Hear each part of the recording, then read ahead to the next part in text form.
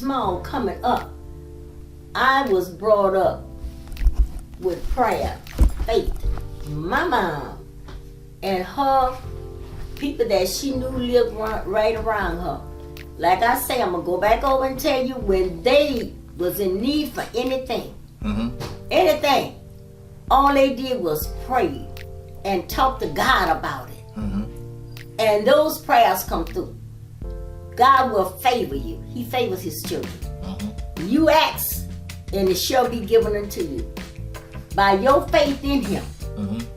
And those people, whatever they would be needing, they go to God and ask him for it and pray about it, and it would happen. And I'm a living witness to it again, what he did for me. When Diane, we went to church that Sunday morning, Diane accepted Christ. But Willie, her father, my husband, didn't want her to be baptized because he figured she wasn't ready for it. I'll put it that way. Wasn't ready. He didn't see it. He didn't see it. But I know she was ready, and God knew it. And when we came home and told him that they were having a baptism that Sunday evening after we had left church, and he didn't approve of it, I myself walked into the bathroom and I went to God, my Father which is in heaven, and I asked him, I say, Father, if my child Diane is truly converted and is to be baptized in your name, let her father accept it. And you better believe it. Before we could get ready to go back to church that evening, Willie had got ready and was ready to go back to church to see her Diane be baptized. But that's how God works. And I know Diane is truly converted because God said it when I asked him, and he let Willie accept it and was ready before we were to go back to that baptized, to see her get baptized that afternoon. So that's the power that you talk about. That's the power of God. That's how God works. The power of prayers.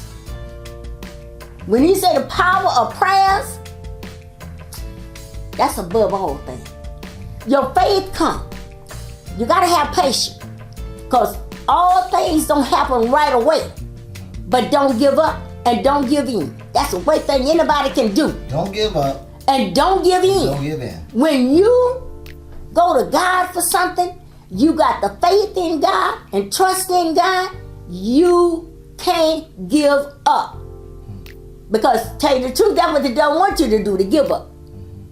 Because he's there to block everything he can block. So the devil puts impatience in you. Impatient? Oh yes. Because you know why? If it don't happen right away like flesh wanted to happen, which is us, that's flesh. We ask him for something, he's our Father. And if it don't happen right away, then we ready to say, you ready to give up on that, but you don't ask him for it. But that's because that's the devil stepping in. He's a block. That's a block. The devil trying to block you. Because he know God gonna take care of his children. He know God is going to see things through for you when you ask him. Because he said, ask, and it shall be given unto you. Knock and the door shall be open unto you. That's good stuff. And that's why we have to be careful. Of what we ask for? Careful how we deal with it when we done already asked him. Not what we asking for. But if it don't come right away, we have to be careful. To listen to the word, to this little sound we hit you in the ear saying something else, trying to change your mind on something else. You ask God for this ain't happen. So persistence and patience. Persistent, you gotta have that faith, patient, and be persistent. And wait on the Lord, because he will see you through. But we have to wait. And sometimes it will happen like it won't come right away, because God wants to see how much faith you got in him. So that's why that patience comes in. Right. Patience. I'll give it to you. Oh, I want to see what you're made of. Can you take it? Can you take it? I want to see how much faith and believe that you have in me what you asked me for. It's going to happen, but I want to see, do you have faith enough in me, knowing that it's going to come through for you. But see how much faith you got in me to wait. Have patience and wait on me. Is that a message that you would give to the younger generation? Because I noticed that your generation seemed more faith oriented. But what about that younger? What about those 50s, those 30s, those 20s? What would you say to them? I say like this, all 30s, 40s, and 50s, if they come from a background of faith and trust and believe, and their family is teaching them the way to Christ. Their family is teaching them that prayers and talk to God about this and things will come through for you. Now that group of people, they already know what God will do for them. But on the other hand, the other half that don't have that faith and trust and believe and haven't been taught that, then now those are ones that need to be listening and taught.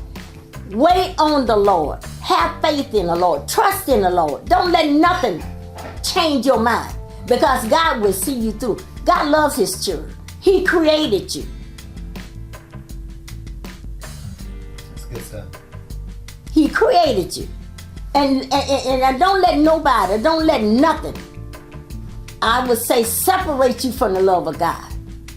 Because what God said, love one another as I have loved you.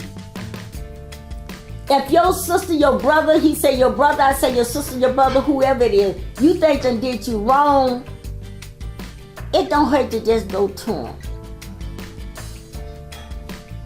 and tell them, I'm sorry if I said anything or did anything to defend you. And to speak it out to make you feel bad about it or whatever, I'm sorry. Because it wasn't my intention. Because you know what? I love you.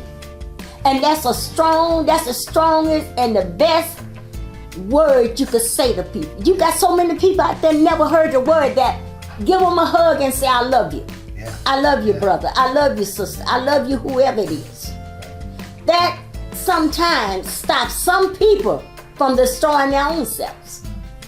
Just those words. Just those words. Those are words they never heard in their life. For somebody to just say, I love you, and reach out and give them a hug. I love you. God love you. I love you. So what would you like to say to your audience today? I mean, we've covered a couple things. We talked about the faith, we talked about the patience that's necessary, and we talked about the fact that by saying I love you, and I think this is a good chance, a good time to end this segment of Remembering Your Faith with Rena May. What else would you like to say to folks as we wrap this up? What I would like to say to people, don't forget about God. No matter what, in this world, nothing is too hard for God to do. Just keep that faith and always know that God is there for you. He said, I will never leave you, nor will I forsaken you. Nor will I forsaken you. And that is so true. Keep that in mind. When anything come against you in life, it's too hard for man to do. It's not too hard for God to do. Always remember. Well, you guys have heard it here. You have heard Remembering Your Faith with Rena May. And this has been another episode of Bible Study for Better Life Results. We'll see you next time.